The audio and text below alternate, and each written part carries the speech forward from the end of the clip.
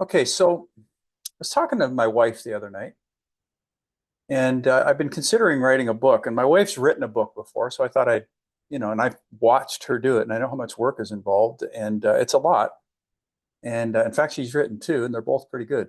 But so I thought I'd speak to somebody with some experience and say, what do you think? And so you'll hear me on our Durham Precious Metals YouTube channel talking about the word value a lot. And it's to me, it's a pretty big word, but when you go to write a book about something, you're not always like sure that you have enough under the hood to like bring something worthwhile. And so I discussed the idea of maybe just writing a short book, and I just don't know how far the subject matter could go. Value, it's one word. Most people think they understand it when they use it. It gets used so frequently in conversation in an off-mannered, offhand sort of way.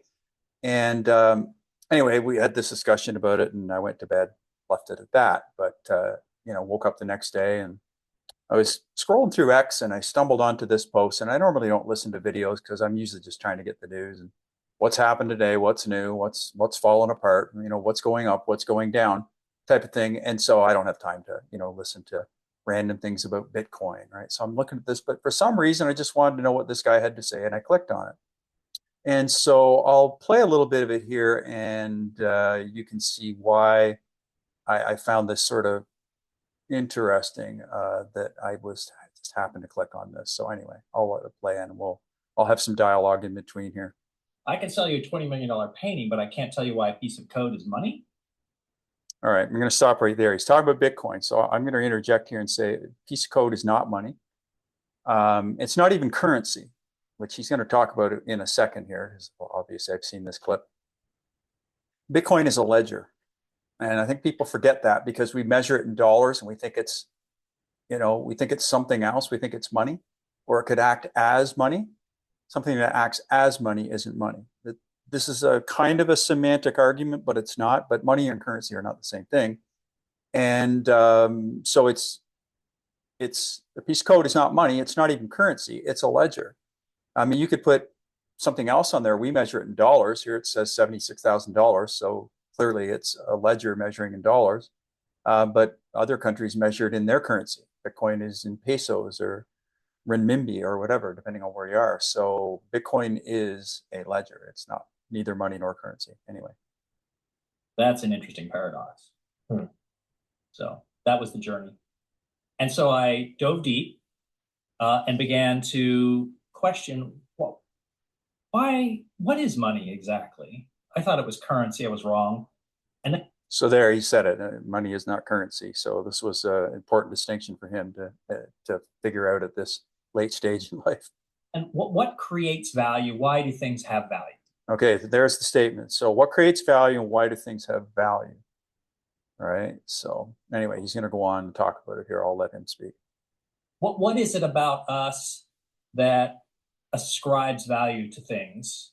And and then I literally went down a rabbit hole, and it's actually not too far off what Michael Saylor or some of these people talk about do 100 to 1,000 hours on it, and you really dive into podcasts and dive into the books and ask yourself, you go on an intellectual journey about what does all this stuff mean and why is it important?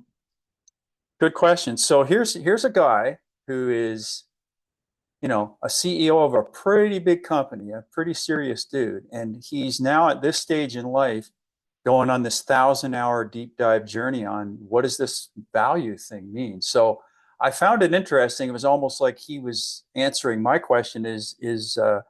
My point is, if this guy is struggling with this at this stage, a guy who's been around and seen a lot, if he's struggling with this, then maybe there's more to the subject than I realized.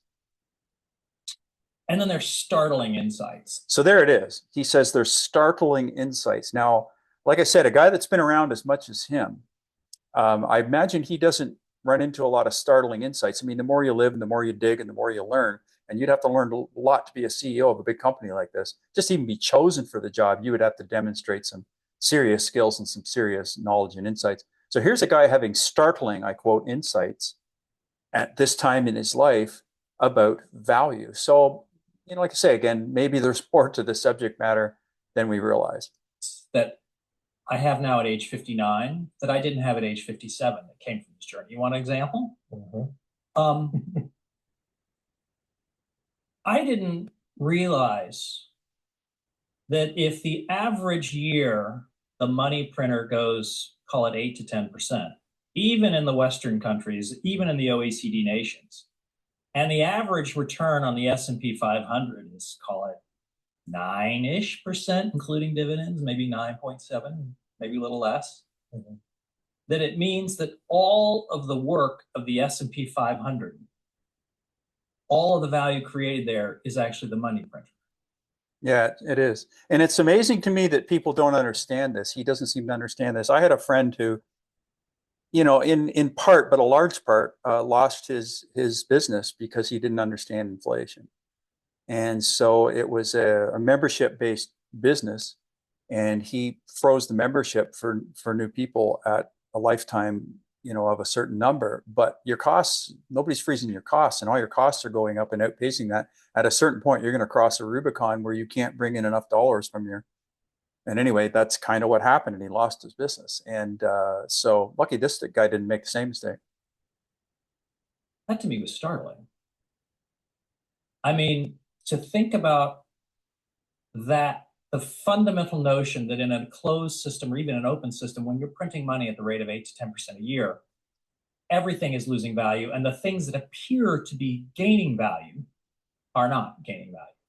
Yeah, and that's the thing for me that I strain so hard to go over the subject with people and try to give examples and show different ways of looking at this, because I don't think it's something that can really be taught to somebody. You can tell people about it and tell people about it, but until they actually go and take your ideas and expand on them and say, I'm going to create a model for myself to prove this to myself, I don't think people really get it.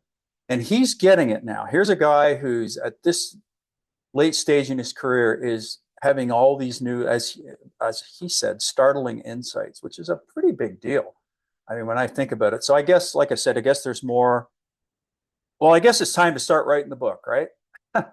It looks like there's more to this subject than we realize. So one of the things that I've noticed about the word value is that it kind of it's interchangeable depending on the context. Like you can say, well, I value that, or what's the value of your home, or I have certain personal values. Often people will exchange that with morals and values, right? They'll say the two together, morals and values, as if they're related, which they are.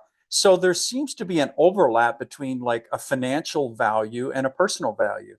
And of course, because a financial value is, we have to exchange currency that we've worked for and put out our labor, which we must value. You can't just give your labor away for free. Most people don't, unless they're tending just to help. But we value that. Again, what does that mean? It's important to us, or we hold it in a certain amount of esteem. So you can see, even myself, I'm trying, different ways of explaining and expressing and defining. Let's just step away from dictionary definitions now, because we do throw this word around in conversation and we don't pin it down. And I think, if I was ever sit down with a guy like this and have a frank discussion about this subject matter, I think I'd constantly be reminding him, okay, used value again there. What do you mean in that context? Let's expand on that. So I think there's a big discussion here, and apparently this guy does too, because he took the time in this interview to really point this out, and you can see that this was a big deal to him.